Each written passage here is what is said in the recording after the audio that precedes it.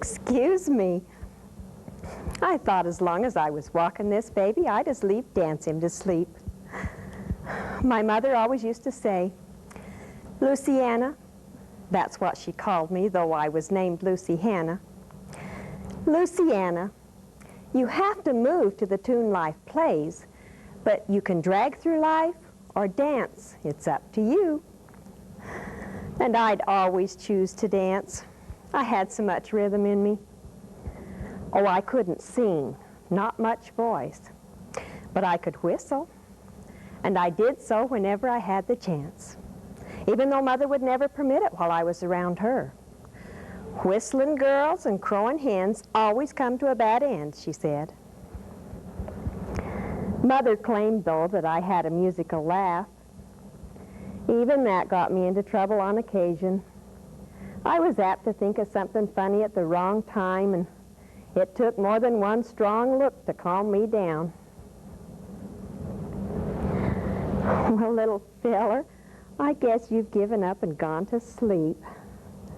It's about time. Your mama needs some rest, and so do I.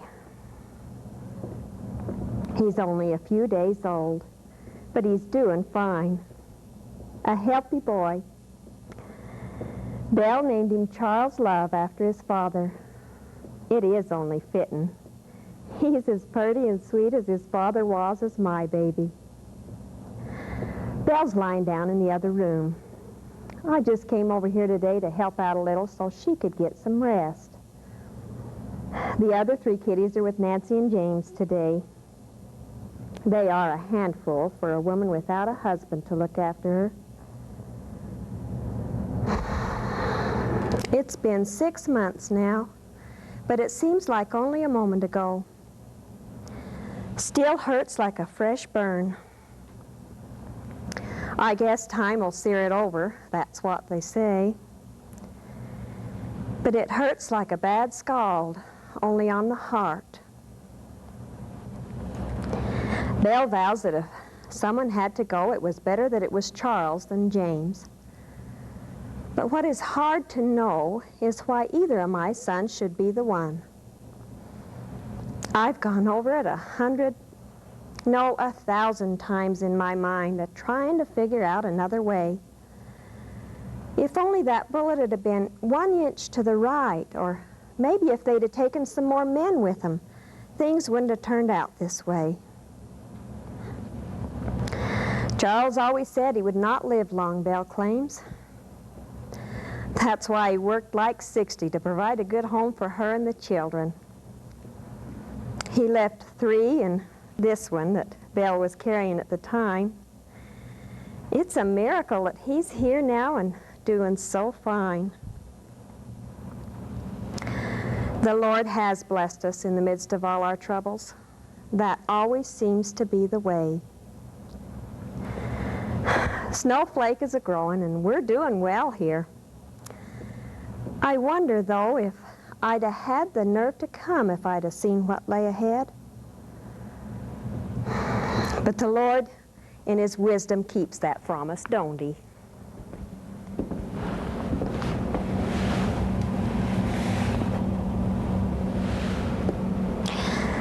You'll have to excuse me while I fix up this bread.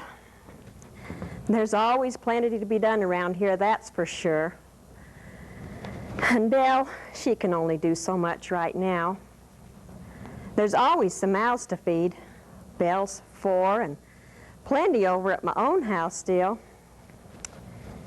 You'd think that when something happens like Charles' death, that the world would stop dead still itself. But that's not the way it is. Time passes.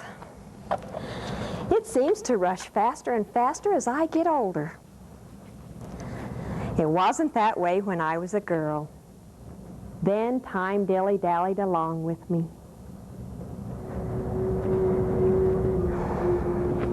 I was born Lucy Hannah White in Knox County, Illinois, August 23rd, 1842. My parents was Samuel Dennis and Mary Hannah White.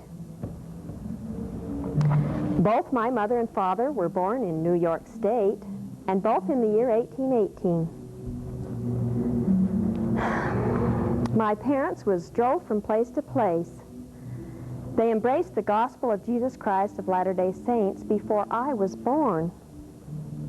My first recollection is of Nauvoo. I remember some things about the temple. My father took me by the hand and led me up to the top. My, it was grand.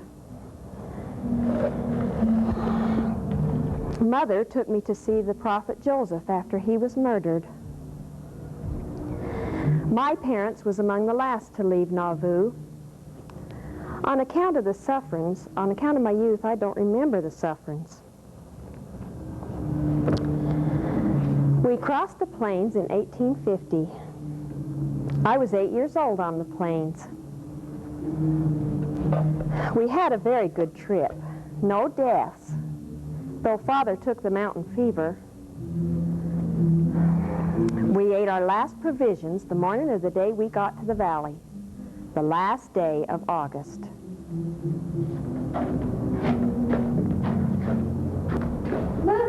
Louisiana, come up here. Mind you, not too close to the edge. At last, the valley we've been longing to see. Will we see Grandma and Grandpa and Uncle Joe? And will there be brother, Mother? And lots of food? Mother, why do you cry? You were so anxious to come here. Why do you cry? Sometime you'll know, Lucy. Sometime you'll understand. That was the first time I knew that tears could express both joy and sorrow. We stayed with my mother's people for 10 days and then moved south 35 miles. We settled near a lovely stream 1 mile from the Jordan River.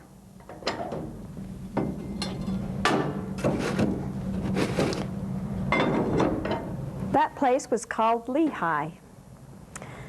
We felt thankful and happy. We didn't have much to eat, but we always had bread. That winter, my school days commenced. My mother had been a school teacher before she was married. She is what I would call a model woman. She taught me my letters out of the Bible, as we had no school books. In the year 1852, we continued to enjoy the blessings of God. We felt thankful there was none to hurt or make trouble for us. About June of that year, I was baptized in the Church of Jesus Christ of Latter-day Saints. We had a little Indian trouble now and then, but 1853 found us raising crops and doing well. Our relatives came to visit us from Salt Lake, and we visited them in turn. Father always attended the conferences of the church in Salt Lake City. After the October conference, Father came home and said that he was called to move south 300 miles. Mother felt dreadful bad, as she had been separated from her people so much, and now we was living so near them. She thought it awful cruel that she had to go away so far. In October, Mother had another baby born. Just 3 weeks later, we started to go where we was called, Cedar City, Iron County, Utah. The things we couldn't help, like birth and death, didn't keep us from doing our duty.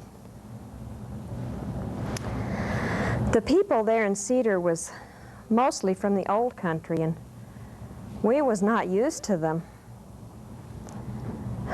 They was very poor for food and clothing, and there was poverty to contend with again.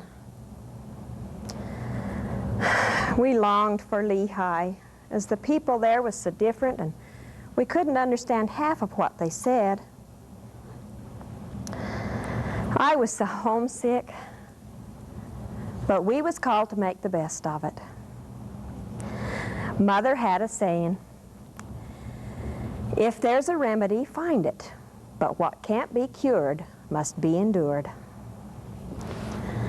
That saying got us through many a rough spot. Father bought a lot, and we commenced again. In November of that year, Elisha Groves gave me my first patriarchal blessing, for which I felt truly thankful, and as I'd always loved my Heavenly Father and was religious. Don't know how or when I learned to pray, but it seemed my prayers was always answered when asking for any certain thing. So I was very happy indeed. In those days, everything went slow, and everyone had to work. We obeyed the prophet Joseph's admonition, though, that a bow strung up taut too long would lose its spring. And we found occasion to unstring the bow. Besides 4th of July and Christmas, we held occasional dances and many gatherings where everyone helped contribute to the pass-around, as it was called, be it parched corn, fried cakes, or molasses candy. You was also expected to provide part of the evening's entertainment with a story, musical number, or a game.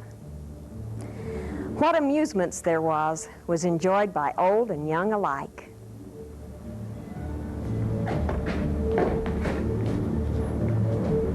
Oh, Pop, don't you just love to dance? The rank's right up there with having my teeth pulled, Lucy. Oh, Papa, you're such a tease. Well, I wish I could dance all night and every day. It wouldn't be half the fun if that's all you did, Lucy. It's the plodding along that makes the high stepping so joyful. In those days, we grew or made most everything we used. Among my mother's numerous accomplishments was a knowledge of shoemaking. Her father had been a maker of ladies' fine boots and shoes in England, and she had lined them for him. Father made some lasts of wood, bought a side of sole leather, and with Mother to show him how, he made shoes for all of us. I was getting to be a young lady before I had my first pair of store-bought shoes. How proud I was of them and how choice they were. One incident which caused me much confusion and embarrassment concerned those very shoes. I was on my way to a small town nearby, and I was carrying those shoes until I got near enough to put them on, as I didn't want to scuff them up walking along the road. Lucy! Lucy White, wait up. I'll walk along with you. Well, John Hunt, what are you doing here this time of day? Oh, same as you, I guess. Just walking to town. I thought maybe you could use some company. Well, no. I mean, I'm kind of tired. Got a stitch in my side, that is. I think I'll just rest a minute until it leaves. You go on ahead. I'd hold you up. I'll just wait. I couldn't leave a lady in distress now, could I? Don't trouble yourself. Just go on about your business, and I'll do just fine. You know, Lucy, you remind me of someone I once heard about. I can't quite recollect. I thought it may be that famous singer from back east, the Nightingale. You know her name? You mean Jenny Lind, the Swedish nightingale? That's the one. But now up close, I think you bear more resemblance to another bird. My old sitting hen, to be exact. Oh! Huh. I was right, and mad as a wet hen at that. That John Hunt, he was a tease. He remained a good friend all my life. But he wasn't the one who captured my heart. In February of 1858, William Jordan Flake came to Cedar City. You see, my father and Uncle Joel White and Uncle David Savage was called to go out to California to bring back the poor saints out there. They made this young man's acquaintance, and They said he was a good, steady kind, while all the others was wild and rude. They had much to say of this young man's good qualities and behavior. I was a romantic girl, just a few months shy of 16, and so I asked many questions. Uncle Joel especially was ready with the answers. I could see that Father was fond of him too, and so I said, "I want to see this young man when he comes." Uncle Joel imparted the information to me that he had told William all about me, and he was anxious to meet me. He was driving a herd of horses and was about 2 weeks behind. 2 weeks. That gave me time to daydream aplenty and to take stock of myself. How I wish I'd been more careful to wear my sunbonnet. My skin was too brown, and my hair, well, I could do something about that.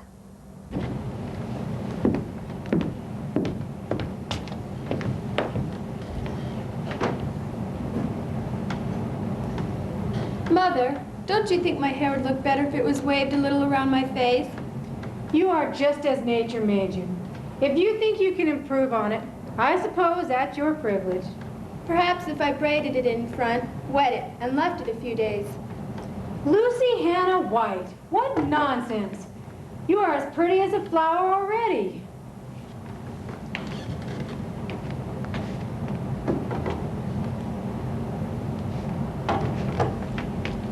Please, Mother. Well, I suppose it wouldn't hurt to ruffle a few petals. I'm here to say it worked.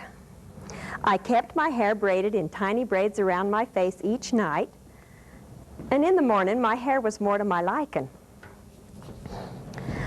Of course, I had to do it every night, as there was no telling exactly when they would arrive. At long last, the day came. Uncle Joel, in his role as Cupid's helper, gave a party the very evening of the day that William Jordan Flake rode into town driving a big band of horses. Everyone was invited, but I went early as I thought I might help get things ready.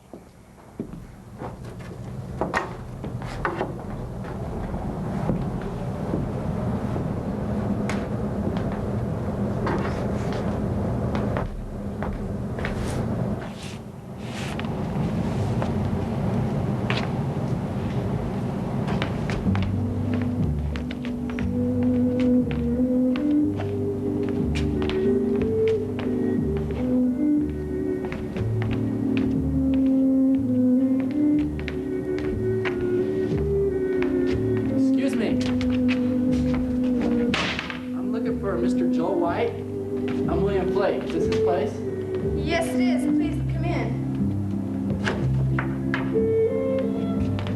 I'm his niece, Luciana. I'm glad to meet you, Lucy. I'm pleased to know you, Will. Well, I've known you ever since I met your father, Mr. White. What did they say about me? Well, it would turn your head if I told you all the things that they said. Uncle Joel has told me a lot about you, too. He has? Yes, but he didn't know the answer to one important question. And what is that?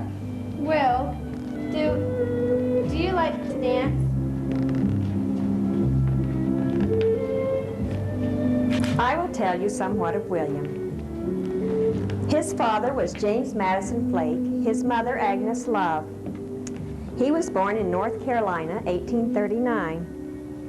His parents left North Carolina and moved to Mississippi when he was 2. They lived there 3 years, joined the church, then moved to Nauvoo. They crossed the plains in 1848. Will was 8 years old on the plains, same as me when he crossed, and was baptized in the Horn River. He walked most all the way and drove cows. Both his parents died in California, leaving William an orphan at age 15. He was 18 when I first saw him. I can say I felt at home in his company. Oh, he wasn't much of a dancer, but that didn't seem to matter, 'cause my heart danced whenever I was with him. He must have felt the same, for in due time he offered his hand in marriage. My parents being willing, we was married December 30th, 1858, by Apostle Amasa M. Lyman at my father's house. I was in my 16th year.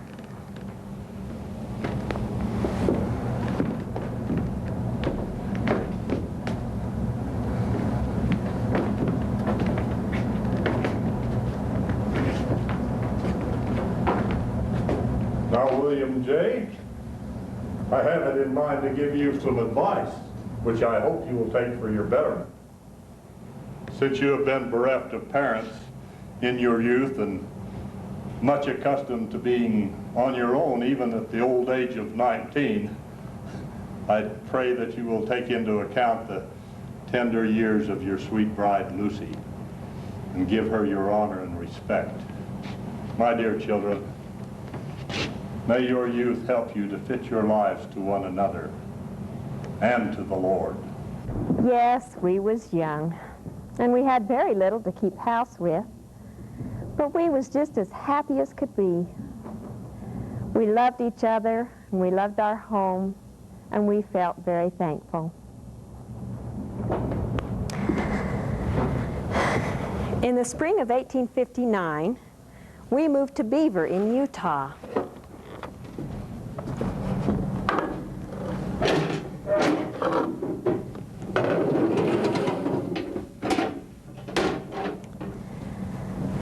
November of that year, our first son, James Madison, was born. He was a strong, healthy babe. It seemed that way with William Melvin, too, born 2 years later, but he was called away after only 2 months. I would have to say that was the first real trial of my faith. It seemed my prayers had always been answered before, but in this sickness, my prayers did no good. I kept trying to get my Heavenly Father to hear me, but it seemed He could not. William wasn't religious, having had no father to teach him since a young age. This was somewhat of a trial to me, but I loved him and I prayed for him in secret. When the brethren had come to our home to teach us, they'd ask William if he tended to prayers in his family, and he said no, right out. They'd talk to him, and he'd say that he was going to be religious when he got old. That spring, after our baby died, William made many trips to Salt Lake City hauling freight. And although James was a comfort to me, I had plenty of times to pray for my husband's welfare and often felt lonely. Well, the Lord has His ways. And a few years found us with another healthy boy named Charles Love and getting along nicely. William had seemed to find his place in the kingdom of the Lord and was everything I'd ever wished and prayed for just a few short years before. From the time Charles opened his eyes in the morning until he closed them at night, a body'd never suspect what might come out his lips. He was the soul of sunshine and had an answer for everything. Once, when he was about 4 years old, he came in all covered with mud.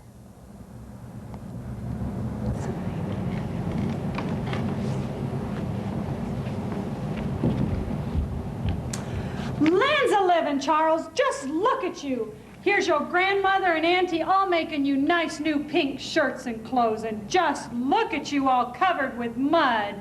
Ah, shucks, Ma. I knew a man once who had a whole mile of boys, and they all got in the mud, and he all made them pink shirts anyways. Charles, He had a way of looking at things and saying things that cut right to you. We all loved him and James. James was our steady one, always looking after Charles and the others as they came. When our next child, Samuel Orson, died 2 months after his birth, my faith was not so shaken this time, but I felt my troubles was more than most anyone else. So when Mary Agnes came, I felt comforted. We was thankful for our first daughter. Osmer Dennis followed Mary Agnes. He weighed 12 pounds at birth. We was then an isolated people. Never saw or heard much of the world, but lived in the old-fashioned way and lived happy. There was many acts of kindness done, not all remembered by me now, but they was not a few.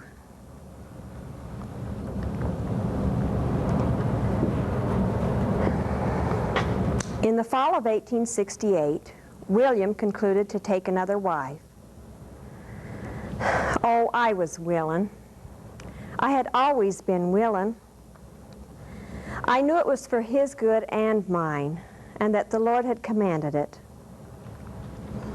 I had watched my mother and sister live the principle, and I figured I could do as much as them. Still, when the time came,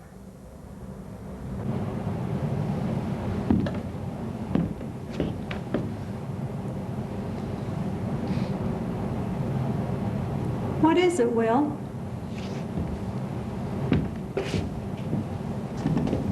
Lucy? Lucy, dear, could you share your husband with another woman? I've been counseled to take another wife, if you're willing. Don't answer me now. I think I know how you must be feeling. I've been struggling for a week to bring myself to ask you this. Think over it, as I have. Pray over it. Then let me know.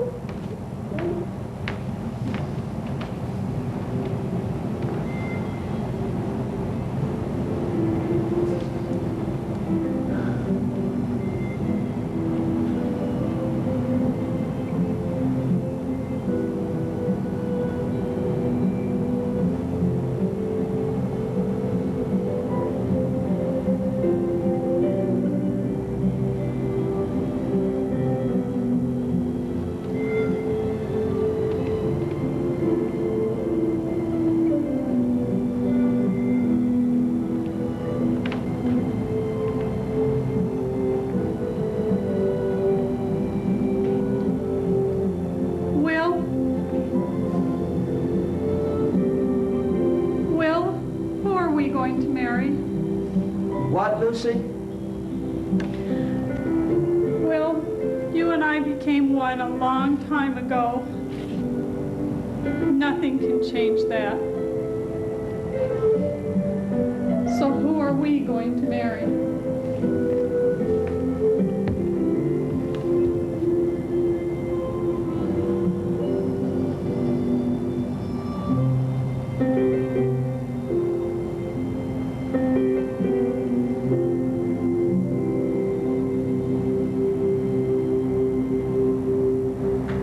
we all went to conference in October, and on the 9th, Prudence Karchner was sealed to William, just as I had been exactly 7 years earlier. We all came home and lived the best we could. Ours was a happy home.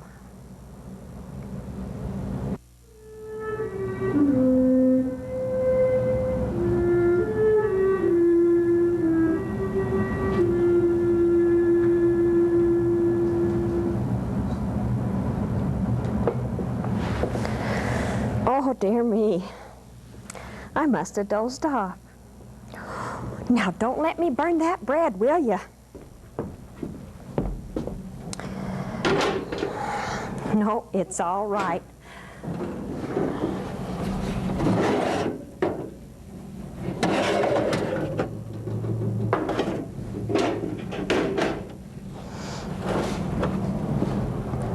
A stove sure does beat a fireplace to cook on. I had my first stove back in Beaver. By the year 1877, things was looking good for us. We'd just moved into a fine, large house made of sawed logs. We had a farm just 3 miles from town, and William was fencing it off into fields and pastures. We had geese and ducks, hogs, chickens, horses, and cows, and we thought we was set for life, or nearly so. Our oldest son, James, was 19 and married that spring. Charles was 15 and a lot of help on the farm. The St. George Temple was to be dedicated the 6th of April, and conference was going to be held there.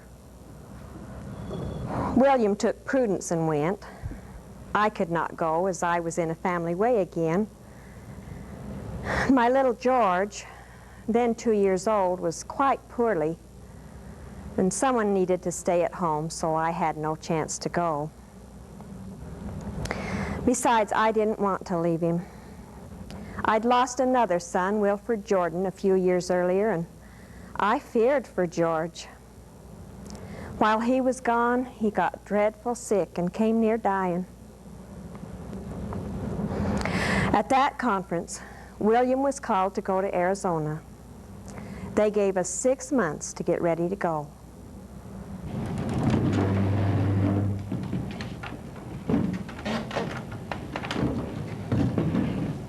Well, what do you think? Can we be ready to go by fall? I reckon if this baby comes on time, it'll be old enough to stand the trip by then. What do you think, Prudence? I'll help you, Lucy. I don't have a young one to care for yet. I can help. But William, to give up all this, how could we sell out and get ready before it gets too cold? Well, isn't there any chance we can come back here after we help get a settlement started? In a few years, I mean. No chance, Lucy. Brother Brigham said to sell all and leave nothing to come back to. As for leaving in 6 months, Prue, we'll just do it. That's all. We've been called. We'll do it. We did it too. But oh, it was hard, leaving my poor widowed mother and all we'd worked for. I had my baby. A daughter was born the 19th of August. We named her Roberta. She was 3 months old when we left the 19th of November. It being late in the season and my baby being so young, I was dreadful uneasy for fear I'd lose her. We had things fixed the best we could, but with all the stock to drive, it was a very slow trip. James and his bride Nancy went with us. Our 2 oldest daughters took the diphtheria when we'd been on the road about 2 weeks. They had it awful bad. But we did the best we could, and the Lord heard our prayers and spared their lives. That winter was the coldest it had been in years. There was a great many on the road, and William stopped to help most every family. Prudence had 3 very bad spells of sickness. We had 5 men to do for besides our own family. Most of the work fell to me. I stood and washed clothes all day when the snow was very deep. There was a child, 11 years old, died in the company. They called on me to wash it. The water would freeze as quick as it touched the child. That was the first time I ever washed the dead. Our stock got so poor we had to leave them. We left one hired man and our son Charles with them. This, with all our other troubles, having to leave Charles behind, nearly broke my heart.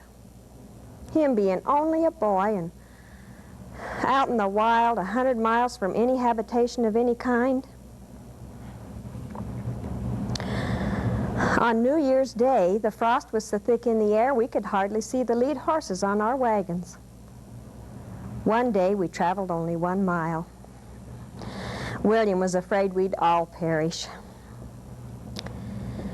We camped at the Red Falls on the Little Colorado on the 10th, and on the morning of the 11th of January, James's wife Nancy gave birth to a son. They named him William Jordan after his grandfather. Then I took sick.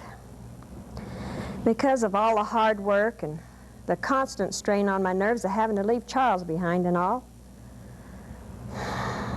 I could hardly raise my head off the bed in the wagon for several days. We traveled on, and on the 15th of January, we reached the first settlements on the Little Colorado. The people there was all living in the United Order and all eating at one table. It looked very strange to me. I was then able to be around a little, and some of the people invited us into their houses. Just one room with a bed and chair or two was all they had.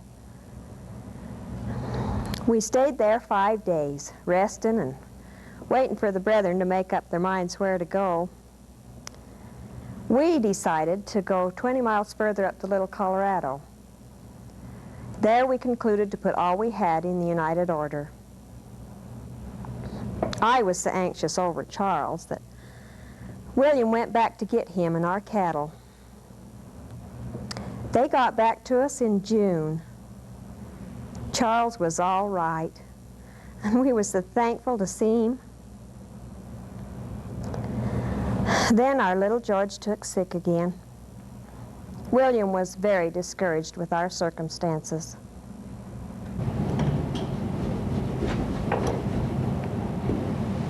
Well, it's gone. Went just like the spider web when the water come up. Oh, no, Will, not again. I had such hopes this dam would hold. We all did. Just as we thought the water run out, along came a little freshet, and out she went. That makes 5 in a row. Well, Father, I guess maybe we're not worth a damn. I guess so, James. It's no use. We're eating up and wearing out all we have. There's got to be a better place. We can't go on like this. I can't stand by and let my family starve. What are we going to do, Will? I'm going to hunt another place. There's talk you'll apostatize if you leave. I can't help what people think. That's their business. Taking care of my family, that's mine. William went. There was talk. But I had other things to think about. George was sick. Sometimes he seemed to get better and sometimes worse. I did all I could with medicine and also with faith. We was living out of our wagons and things was tough. Nothing between us and the elements but our wagon covers. My prayers didn't seem to be answered, but many times I went away from my wagon, several times a day out into the brush, and would kneel down in the dirt and pray in secret. Often had the elders administer to him, but it seemed they had no faith. Prudence was sick herself. My dear sons, James and Charles, and the other children was willing to do all they could to help. But many a night, I did not blow out the candle all night as I cared for George. I was so wore out, and little George was suffering so. On the morning of July 6th, Will had been gone 3 weeks. I was so deep in sorrow it seemed I couldn't bear it any longer. I went out into the brush, out of sight, and asked my Heavenly Father to take little George home, as my burden was heavier than I could bear.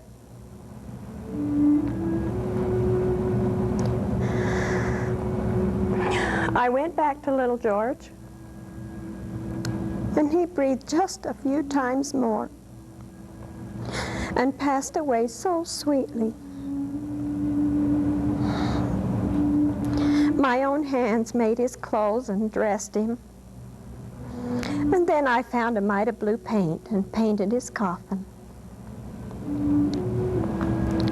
1 hour after he passed away, his father returned.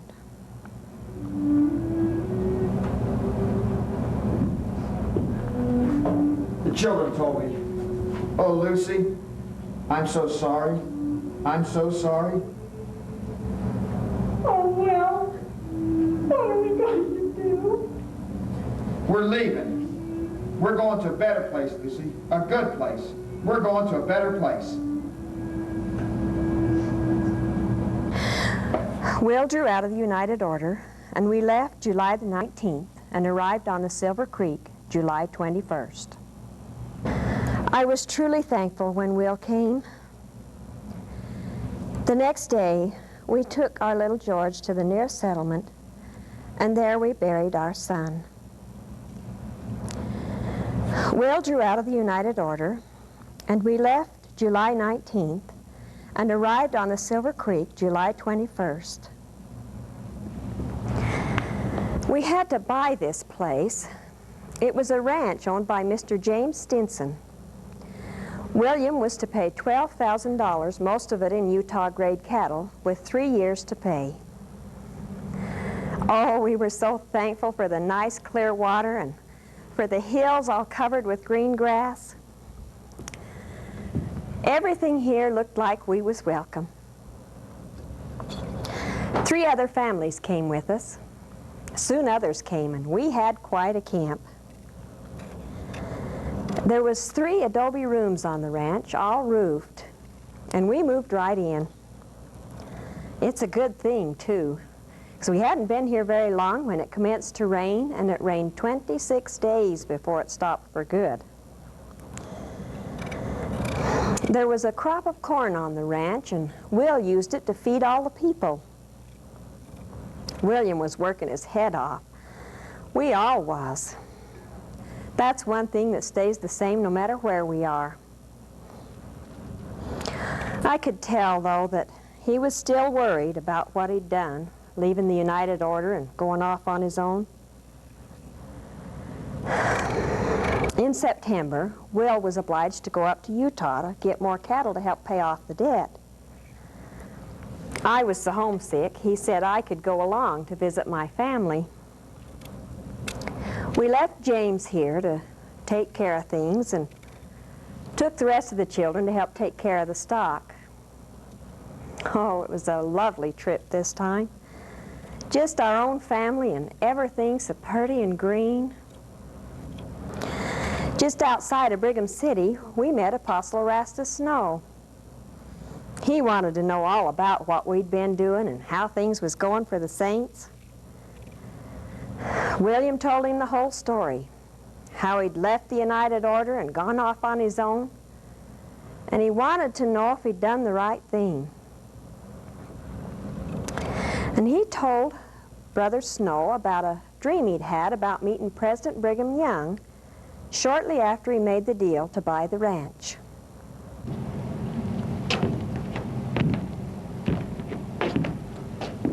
Tell me about your dream, William. Well, in my dream I met President Young and told him about buying this place. He reached in his pocket as if to pull out money. I told him I didn't need money. I just want to know if I'd done right. Then I woke up. That's all the counsel you need, Brother Flake. Now, what do you need from the church? I don't need money. I just want you to come down and organize us and help us to work in the United Order. The Lord don't care how many tables you set, William, but I will come down and help organize the church. What are you calling your place? I ain't got to that yet.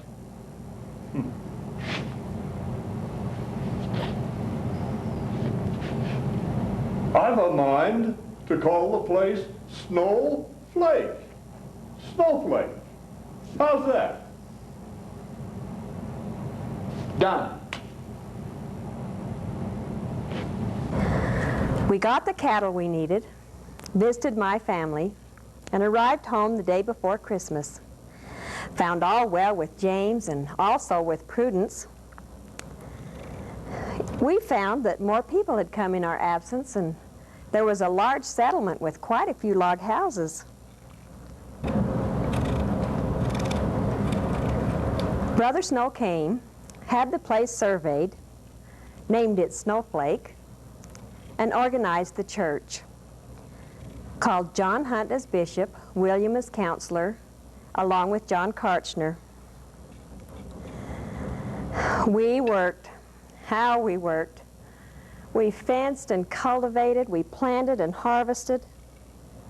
And 2 years after we arrived, I had another son born to me, the first since I'd left Utah. We had our share of good times and bad, and the Lord blessed us through it all. In 1883, our son Charles was called to serve a mission. It was hard to see my dear boy go, but I was glad he could serve the Lord.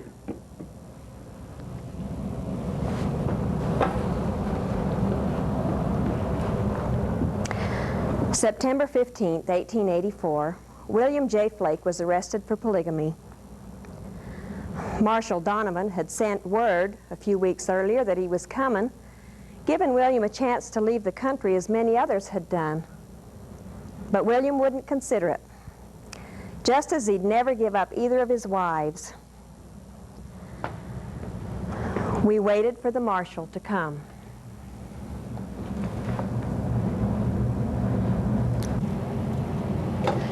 What can be done, Lucy?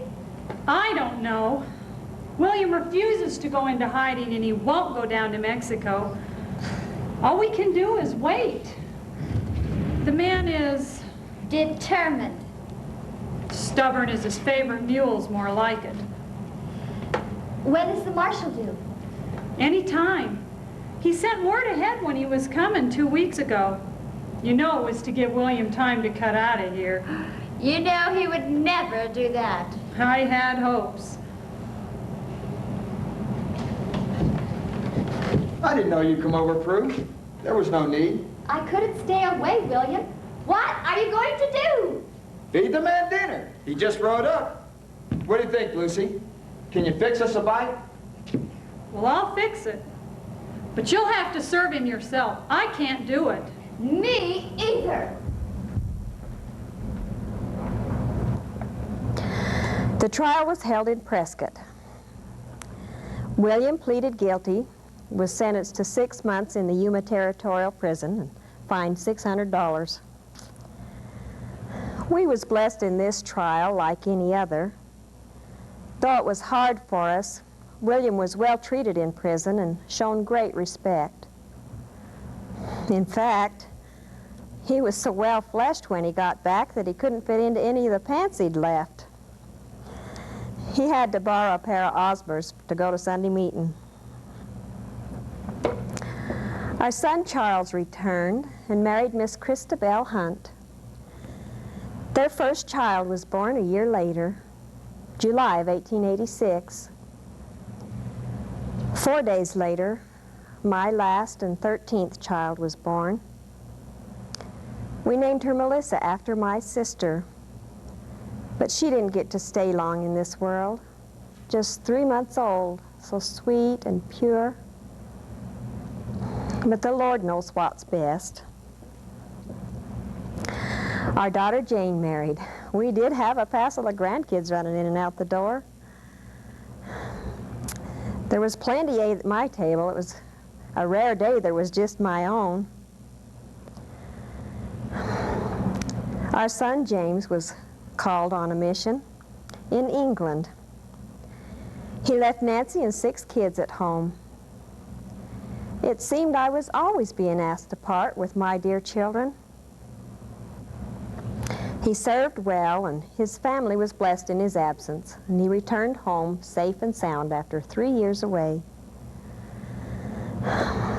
Everyone worked as hard as they could to make a living.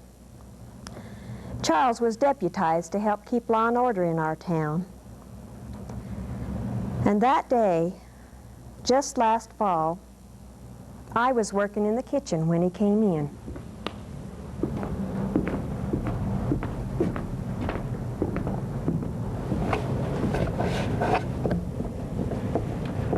Mother, is James over here? Nancy said he headed this way.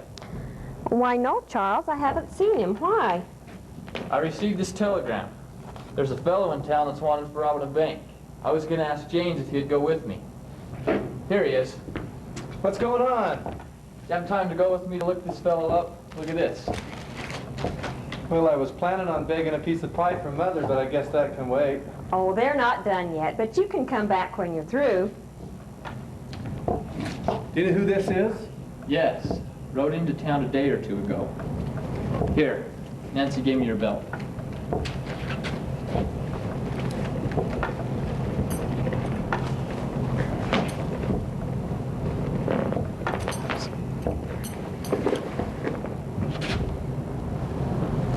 Now, you two be careful. Don't worry, Mother. We'll be back for pie. All right, let's do it.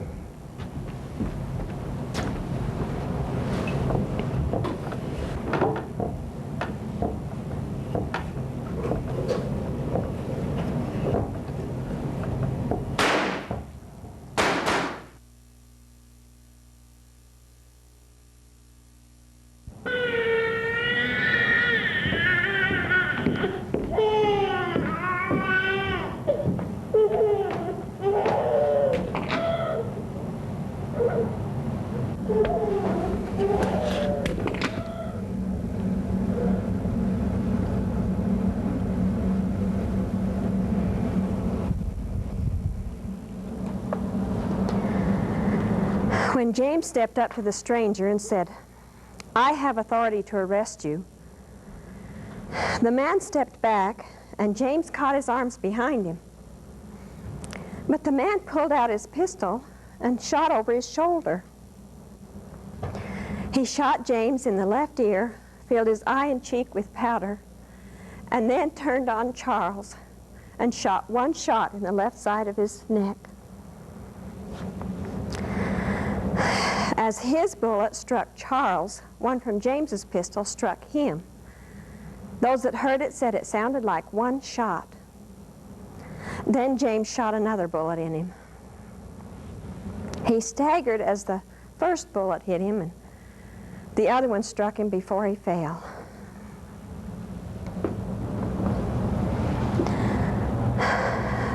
Then James took Charles' head on his arm, put his thumb in the place to stop the blood, and he said to him, "My dear brother, you are going.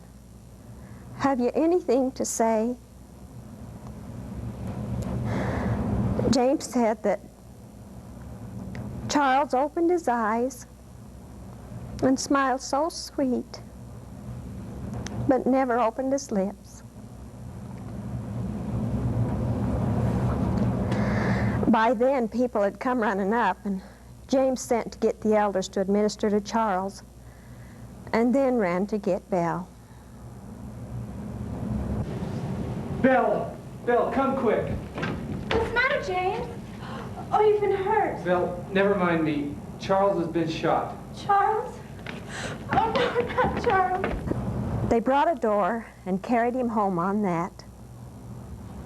Right here is where he lay for about 2 hours. Everyone was praying for him, but it was his time, I guess. They did all they could. Everyone did everything they could for Charles, but it wasn't any use. Poor James. He was covered with blood and he lost the hearing in his ear.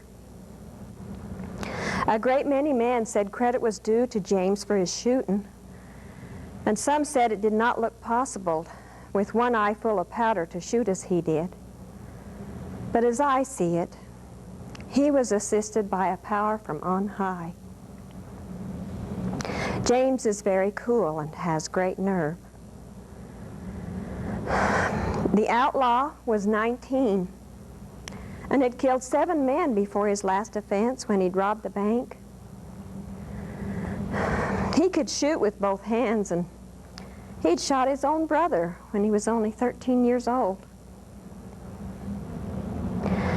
James said that he thought he'd be the last man to shed another man's blood, but if he hadn't killed that fella, his own life would have been taken, and maybe more. He said that if he could have given that poor fella his life back, he'd have done it. The next morning after the shooting, James said that he'd prayed as humble a prayer as he knew how to pray, asking God to forgive the man, that his blood might atone for the sins he'd committed. It's no use to tell of our sorrow. How our hearts did ache, only our Heavenly Father will ever know. We couldn't eat or sleep. Poor James. He'd stand by his brother and say, "Oh, if only you could have lived and me been taken. It almost killed him." His injuries was bad, but his heart trouble was worst. Charles died Thursday at 2 o'clock. It was December 8th, 1892. We kept him till Saturday, most sundown, and he never turned one mite, no bad smell. He was just as pure and white as could be. I don't think there was one drop of blood left in him. His funeral was held at the meeting house. Everything good was said of him. All the people mourned. All the schools was stopped and the work was stopped. Even the poor Indians came to see him and shed tears. All mourned, Mormon and outsider.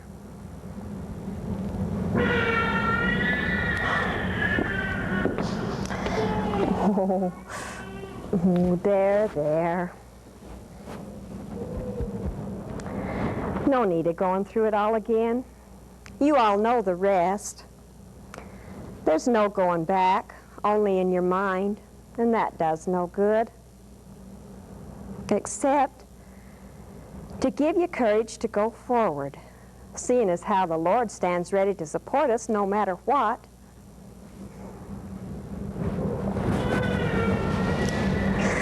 This boy's hungry. He needs his mama.